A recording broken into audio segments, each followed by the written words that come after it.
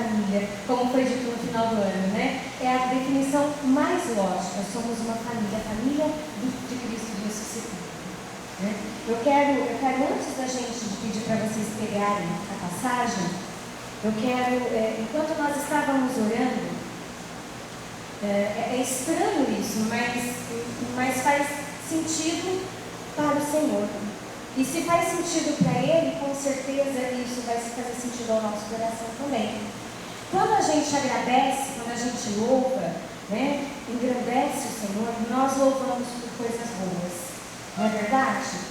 Tanto é que os louvores aqui foram, embora diferentes, mas vocês prestaram atenção? Foram coisas boas, foram bênçãos derramadas, foram manifestações do Senhor no nosso meio, foram graças alcançadas, não é? Então, quando a gente agradece por alguma coisa, nós agradecemos por algo de bom que nos acontece. É verdade? Vocês confirmam?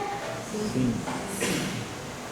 Mas enquanto eu estava ali atrás, ouvindo os louvores, porque o Salmo, né, 70, ele termina isso, dizendo isso, que nós cantamos louvores ao Senhor, né? O Senhor suscitava isso no meu coração, de que enquanto nós louvamos, né, algumas pessoas buscavam no seu interior motivos para louvar ao Senhor, alguns de nós ia trazendo à sua memória, à sua lembrança, momentos de tribulação pelo qual viveram, momentos de aflições, momentos de necessidades, momentos de dificuldades que viveram e que o Senhor nos ajudou a viver, que o Senhor nos ajudou a suportar, que o Senhor veio fazer com que nós vencêssemos. Aconteceu isso? Se aconteceu com você que está sentado aí, não precisa dizer comigo, mas levante a sua mão para que isso seja confirmado. Se aconteceu. Amém. Glória a Deus. E quando acontece isso, olha como é estranho. Mas Senhor, eu vou te louvar por aquilo que de ruim me aconteceu. Eu vou te louvar pelas tribulações que eu passei. Porque o Senhor me dizia claramente ao coração, pelos sentimentos que nós fomos vivendo, pelos momentos de aflição, pelas tribulações, por aquilo que o inimigo muitas vezes vai trazendo ao meu coração, vai trazendo ao meu pensamento e que vai fazendo com que a minha fé vai sendo abalada, com que eu vá perdendo as minhas esperanças, com que eu vá descendo ao fundo do poço, para que eu não alcance a vitória que o Senhor tem para mim.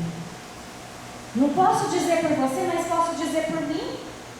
Em muitas ocasiões na minha vida, foram as situações em que eu vivi, que o inimigo trazia à minha cabeça, ao meu coração, de que eu estava sozinha. Você já viveu isso? Em que você se sentiu sozinho? Embora muitas vezes, olha que nós temos muito tempo de grupo de oração, hein? Muito tempo em que nós conhecemos o Senhor, mas muitas e muitas vezes eu me senti sozinha, eu me senti abandonada, desamparada. O inimigo dizia para mim: onde está o seu Deus? Onde está aquele do qual você proclama, do qual você vai testemunhar, do qual na alegria você sempre está aí dizendo dele? Mas o que hoje eu quero dizer para você? Eu louvo e agradeço ao Senhor, aqui hoje na frente de cada um de vocês, por cada um desses pensamentos que vieram na minha cabeça, por cada um dos sentimentos que vieram ao meu coração nos meus momentos de fraqueza, nos meus momentos de tribulação, de necessidade, de dificuldade. Sabe por quê? A Rô sabe. Pela boca da Rosângela, uma vez, num dos maiores momentos de tribulação, quando eu descobri que estava com um tumor cerebral, a Rosângela disse assim para mim: minha irmã, aproveita este momento para se colocar na presença presença do Senhor, porque é quando nós estamos fracos que o Senhor se faz forte. É no nosso momento de fraqueza, é no nosso momento em que nós estamos piores, em que nós nos sentimos mais fracos, em que nós nos sentimos a pior das criaturas, em que nós nos sentimos mais miseráveis, que o Senhor é maior em nós, que Ele ganha mais força, que nós buscamos mais a presença do Senhor, que nós rezamos mais, que nós queremos mais a intimidade do Senhor. É mentira minha? Ou foram nos momentos de tribulação? Foram nos momentos de aflição da tua vida que você mais buscou o Senhor? Então eu quero dizer para você hoje, meu irmão e minha irmã, se hoje você está passando por este momento, louve e agradeça ao Senhor por essa tribulação. Louve e agradeça ao Senhor por este momento em que você vive, não porque você é masoquista, porque a gente gosta de sofrer, porque a gente gosta de viver momentos difíceis, porque a gente gosta de bater no peito e dizer eu sofro. Não, mas porque nós sabemos que sim, nós não estamos sozinhos. Desde o começo deste grupo, o amor de Deus, ele constantemente é derramado sobre cada um de nós. E porque nós cremos neste amor de Deus, nós podemos contar com este amor para alcançar a vitória. Amém? Amém? Amém. É proclamando isso que eu quero convidar você a abrir hoje a palavra de Deus na carta de São Paulo aos Romanos, no capítulo 5.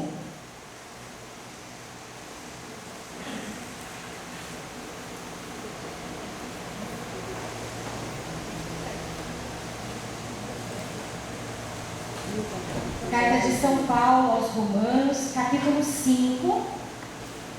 Eu vou começar desde o versículo 1, mas depois nós vamos nos apegar a um único versículo. Tudo bem? Vamos lá. Justificados, pois, pela fé temos a paz com Deus, por meio de nosso Senhor Jesus Cristo. Por Ele é que tivemos acesso a essa graça, na qual estamos firmes e nos gloriamos na esperança de possuir um dia a glória de Deus. Vou parar um pouquinho aqui. Por quê? Justificados. A justificação, todos nós, homens e mulheres, que alcançamos pela graça do nosso Senhor Jesus Cristo. Isso já é tema para um outro encontro. Mas eu quero parar aqui por quê? Quando ele diz assim, por Ele, por Jesus, é que tivemos acesso a essa graça. Que graça? A justificação. E que estamos firmes até hoje. E que nos gloriamos na esperança. O que é gloriar-se? Envaidecer-se, orgulhar-se. Sempre que a gente pega essa palavra, vaidade, orgulho, glória, a gente aplica isso de uma maneira um pouco negativa, porque a gente sempre usa isso, atrelando a uma pessoa orgulhosa, vaidosa, que se engrandece.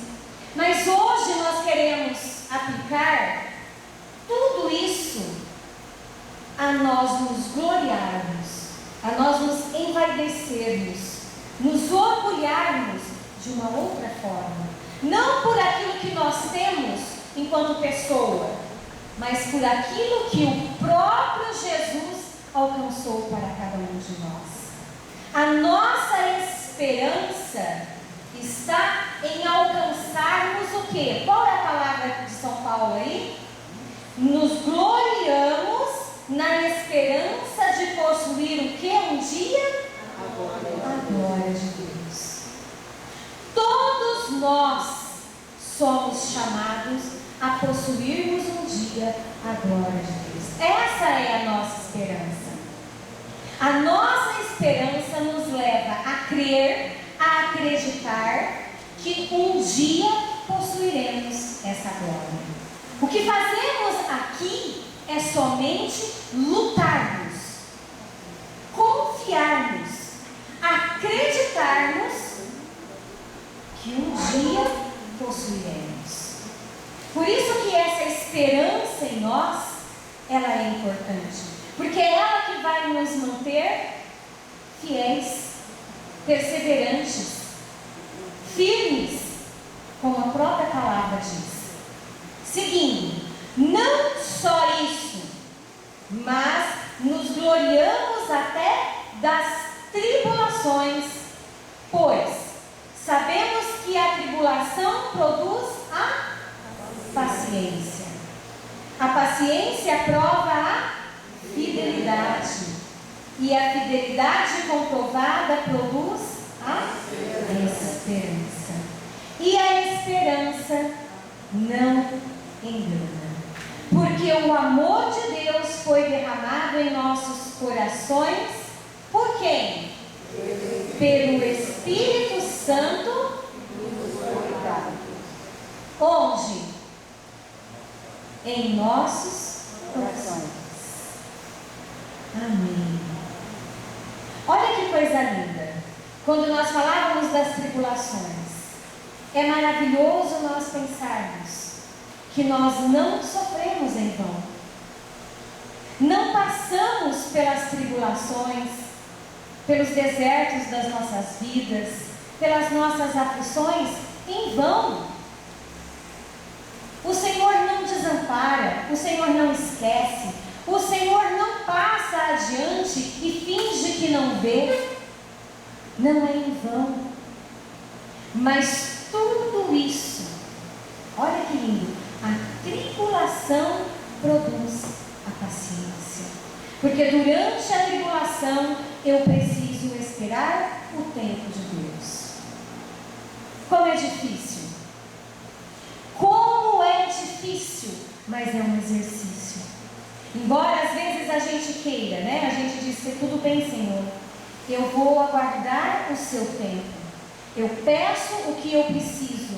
Livrai-me, Senhor. Socorrei-me, amparai-me. Seja para mim o meu rochedo, o meu amparo, a minha fortaleza, a minha cidadela. Hoje eu peço, amanhã eu quero que já esteja resolvido. E acontece? Muito difícil. Porque o nosso tempo não é o tempo do Senhor. A intenção do Senhor não é que as coisas aconteçam imediatamente. Aliás, não é frutuoso que elas aconteçam assim, instantaneamente. Quem tem filho sabe hoje, quanto mais a gente atende aos nossos filhos imediatamente, né, menos valor eles dão às coisas. Mas conforme a vontade do Senhor vai sendo realizada, neste tempo o Senhor vai trabalhando em nós o quê? A paciência. E conforme a paciência vai sendo estabelecida em nós, vai sendo trabalhada em nós, ela vai produzindo o quê? Pode olhar. Olha lá. A fidelidade. A fidelidade, porque eu preciso esperar, eu preciso confiar, eu preciso ser fiel àquele Deus no qual eu me confiei, no qual eu invoquei, no qual eu supliquei. Quantas vezes eu peço ao Senhor, amanhã não aconteceu, eu vou em outro lugar. Eu busco outro Deus, eu busco outra maneira, eu busco outro caminho, eu busco um atalho. Mas a tribulação, ela provoca em nós a paciência. A paciência vai desencadear em nós a fidelidade. E a fidelidade vai trazer para nós a esperança. E a esperança não nos engana. Eu quero perguntar para vocês, porque aí não vale, né? Vai ser a minha palavra contra a de vocês. Então eu quero perguntar para vocês: quem aqui já confiou um problema, uma dificuldade, uma necessidade, né? Algo muito difícil que tenha passado, que tenha vivido, do qual você achava assim que talvez você não fosse continuar vivendo para ver o desfecho desse seu problema, e você entregou isso nas mãos do Senhor. Você disse: olha, eu não tenho outro meio, eu não tenho mais o que fazer, eu não sei mais o que fazer, a não ser entregar nas minhas mãos. E tendo entregue nas mãos do Senhor, o Senhor resolveu. Levanta a mão, você. Glória a Deus. Eu também. Abaixa a mão. Quem já teve essa experiência mais de uma vez? Levanta a mão. Ui, que comigo que levantou as duas. Glória a Deus. Sabe por que eu estou falando isso?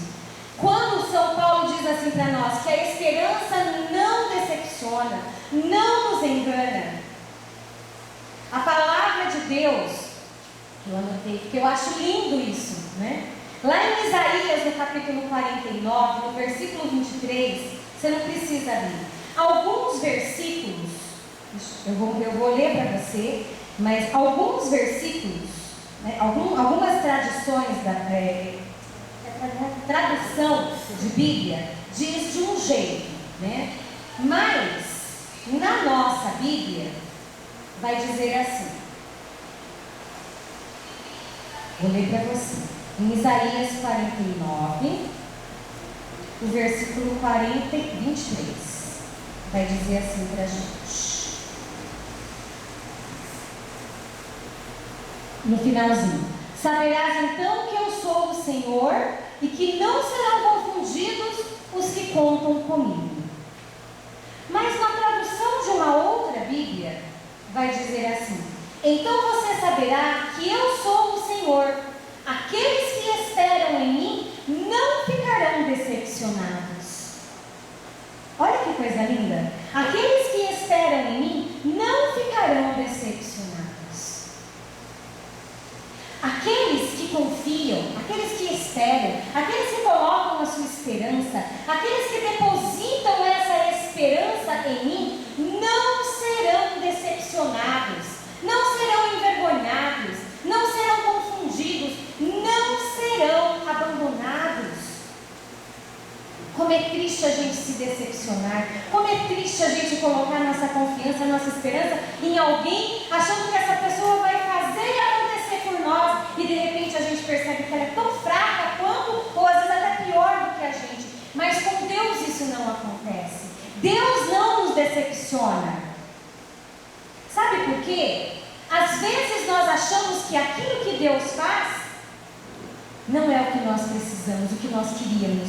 Mas passado um tempo a gente vai ver que não é o que a gente queria, que o que a gente precisava é além.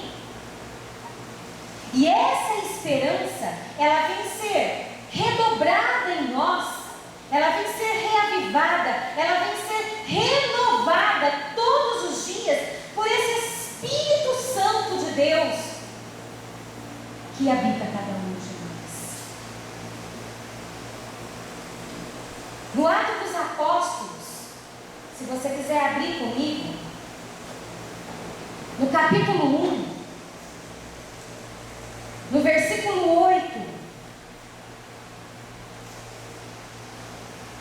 ainda hoje, num momento lá da Canção Nova, o Padre Jonas falava da renovação carismática, né, da RCC, do fruto que tem dado a RCC ao mundo, pela força do batismo no Espírito. Essa renovação, essa transformação que tem sido para o mundo os filhos do batismo no Espírito Santo. Pessoas que são reanimadas, que são transformadas, que recebem dentro de si a força do alto para continuarem vivendo a força de Pentecoste, para continuarem nessa missão, para continuarem levando ao mundo essa esperança que o Senhor derrama em nós. No versículo 8 vai dizer assim para nós: o próprio Senhor nos dá, né, essa profecia, nos dá essa promessa de que, mas descerá sobre vós o Espírito Santo e vos dará força. Quando Jesus fala aos apóstolos que esse Espírito Santo descerá, ele descerá para quê? Para nos impulsionar, para nos reanimar, para renovar em nós todos os dias essa esperança que qual nós precisamos, do qual nós necessitamos. Tem uma historinha que diz assim, que um dia um homem no seu sítio tomou o filho e foram para o campo arar a terra. E enquanto eles aravam a terra, eles se depararam num determinado lugar com uma pedra muito grande. E o menino, quando viu aquela pedra, disse ao pai: não dá mais, pai, tem a pedra, mas espera um pouquinho que eu vou tentar tirar. E conforme ele fazia força, conforme ele se esforçava, ele percebeu que a pedra era maior do que ele pensava. E ele virou-se para o pai e disse: não consigo, ela é muito grande, ela é pesada. E o pai olhou para o menino e disse: você consegue, se esforce mais um pouquinho, pense, veja o que você consegue fazer e tente de novo. E o menino de novo juntou ali as suas forças, se empenhou, se esforçou, né? E fez força, e foi por um lado, foi pelo outro, mas em determinado momento ele já estava exausto. Ele virou para o pai de novo e disse: pai, não consigo, não dá, ela é muito grande. E o pai disse: você consegue? Não dá, pai, já tentei, já fiz de tudo. O pai disse: não, você não fez de tudo. Já, pai, não, você não fez de tudo. Falta uma coisa ainda que você não fez. Mas o que? Eu já tentei por todos os lados, já me esforcei, já fiz força, já... Não, você ainda deixou de fazer uma coisa. O que? Você deixou de pedir ajuda para mim. Eu posso te ajudar.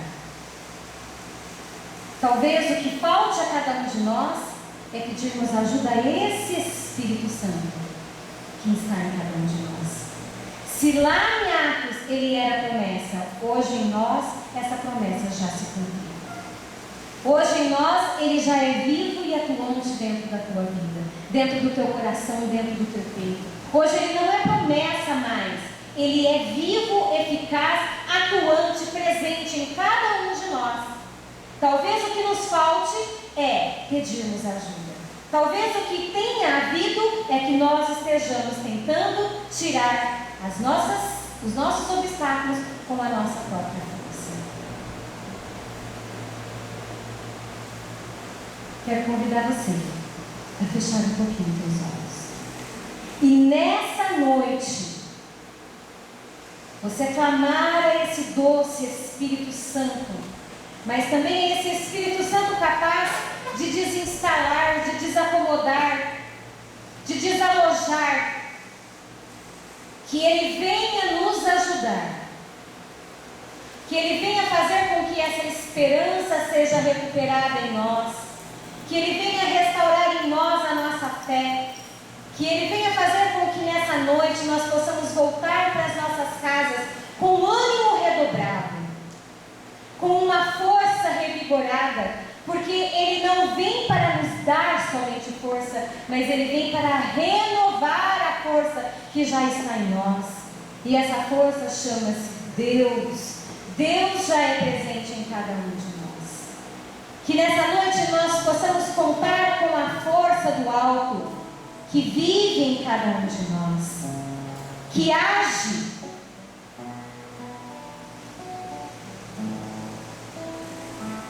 em cada um de nós.